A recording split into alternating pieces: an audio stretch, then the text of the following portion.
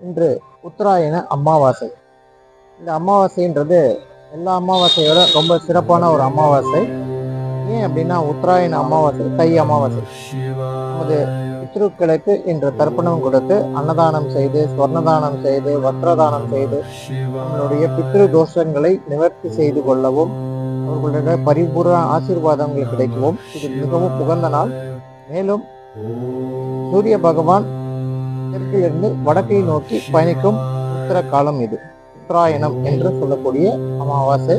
இந்த அமாவாசையில் பித்ருக்கள் தங்களுடைய பித்ருலோகத்திற்கு மீண்டும் செல்லக்கூடிய ஒரு அமாவாசை. அவர்களுக்கு இன்று தர்ப்பணம் செய்து எள்ளும் தண்ணீர் பிரித்து அவர்களுக்கு பித்ருலோகத்திற்கு நல்லபடியாக அவர்களை அனுப்பி வைக்கும் நாளாக கருதப்படுகிறது. இன்று இந்த கிரிவல பாதையில் அம்மையப்பன் தேநீர் விடுதியில் சாதுக்களுக்கும் சன்னியாசிகளுக்கும் அன்னதானம் வழங்குகிறோம்.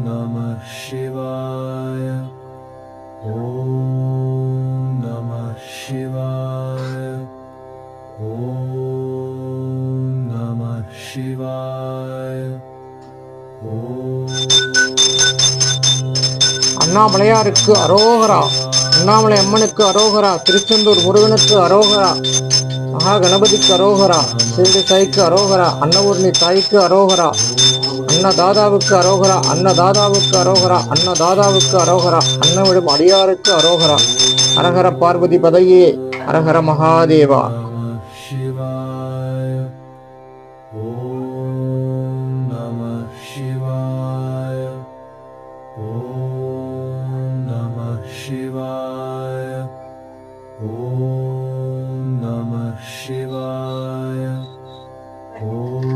இன்று தை அமாவாசை, உத்தராயண அமாவாசை. இந்த அமாவாசையில் சாதுக்களுக்கும் சிவனடியார்களுக்கும் அம்மையப்பன் தேநீர் விடுதியில் அன்னதானம் செய்யப்படுகிறது. இந்த அன்னதானம் மிகவும் சிறப்பான ஒரு அன்னதானம். ஏனால் இந்த உத்தராயண நட்சத்திரம் என்பது சூரிய பகவான் தெற்கிலிருந்து வடக்குக்கு செல்லக்கூடிய இந்த மாதம். மேலும் நமது பித்ருக்கள் தங்களுடைய பித்ருலோகத்திற்கு செல்லும் நாள்.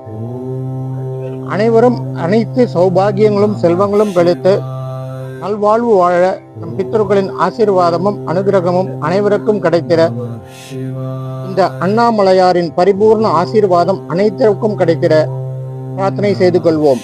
அரஹர பார்வதி பதையே, அரஹர மகாதேவா.